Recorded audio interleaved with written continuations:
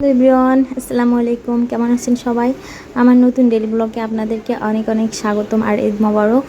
এখনও আমাদের ঈদ চলতেইছে, অনেকের ঈদ হয়তো শেষ হয়ে গেছে, কিন্তু আমাদের ঈদের আর শেষ নাই।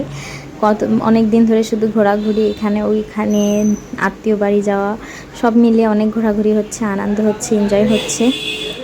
তো আজকে আমরা যেখানে যাব সেটা হচ্ছে আমার মেজো বোনের শ্বশুর বাড়ি। তো ওইখানে আমাদের দাওয়াত দিছে, শুধু এক জায়গায় দাওয়াত না, দু জায়গা দাওয়াত। আমার মামার বাড়িতেও দাওয়াত, পাশাপাশি যেহেতু আমার মামার বাড়ি আর মেজো বোনের শ্বশুর বাড়ি, তো এই জন্য এখানে দাওয়াত হচ্ছে আমাদের দুটা। তো আমরা এখন মেজো বোনের বাসায় যাচ্ছি সবাই মিলে, একদম বাড়ির সবাই মিলে, একজনও বাদ নাই। সবাই মিলে এখন বের হয়ে গেলাম।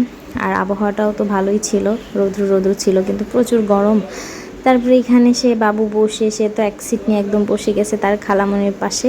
খালামণির সাথে খুব ভাব, তার অনেক খুশি হইতেছে, অনেক হাসি খুশি। সে মানে ঘুরতে বের হইলেই তার হাসি খুশি চলতেই থাকে।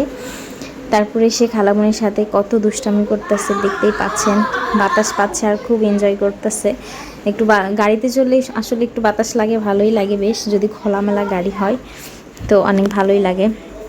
এদিকে আমার সোনাটা খেলতে খেলতেই আমি একটু রাস্তার পাশে ভিডিওটা নিয়ে নিলাম। রাস্তাটা বেশ সুন্দর লাগতেছিল, এই জন্য ভিডিওটা নেওয়া। আমার কাছে যখনই এই পাশ দিয়ে যাই, এই রাস্তাটা আমার বেশ ভালো লাগে। আমাদের এমনিতেও আমাদের বাড়ির মানে আমাদের বাড়ির রাস্তাটা বেশ চওড়া, একদম অনেক সুন্দর লাগে আর কি দেখতে, দুপাশে গাছগাছালি থাকে।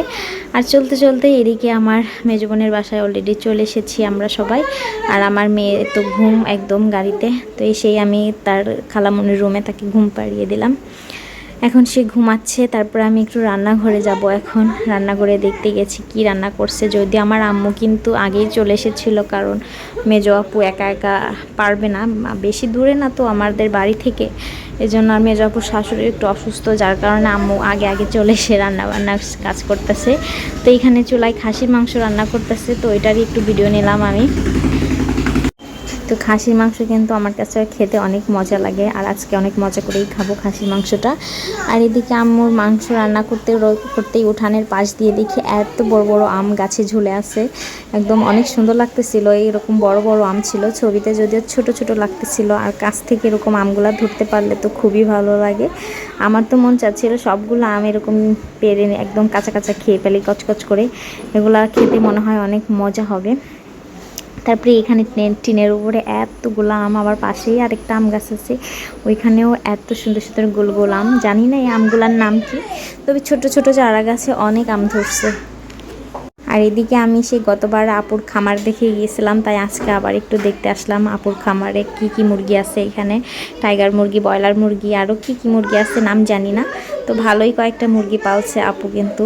আর এদিকে খামারগুলো দেখতে দেখতেই আমাদের রান্না টান্না সব শেষ হয়ে গেছে। আর এখন খাবার টেবিলে একদম রেডি করে সাজিয়ে রাখছে। এখানে গরুর মাংস রান্না করছে, এখানে খাসির মাংস রান্না, ডাউল রান্না, বেগুন ভাজি, ছোট মাছ, নদীর মাছ চচ্চড়ি, রোস্ট রান্না করছে, পোলাও রান্না করছে, আরও অনেক কিছু। আর আমরা তো পেট ভরে ভরপুর সবাই।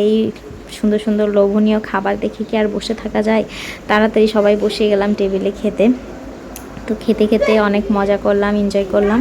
আর প্রত্যেকটা খাবারই দুর্দান্ত হয়েছিল, অনেক মজা হয়েছিল। আর যেহেতু আপুর বাড়ি, মেজো আপুর বাড়িতে আসছি, তো ঘোরাঘুরি না করলে কি হবে, তাই একটু ঘুরতেও যাব। তবে এই ঘোরাঘুরির ভিডিওটা আপনাদের পরবর্তী ভিডিওতে দেখাবো ইনশাআল্লাহ। ততক্ষণে আপনারা ভালো থাকবেন, সুস্থ থাকবেন। আল্লাহ হাফেজ।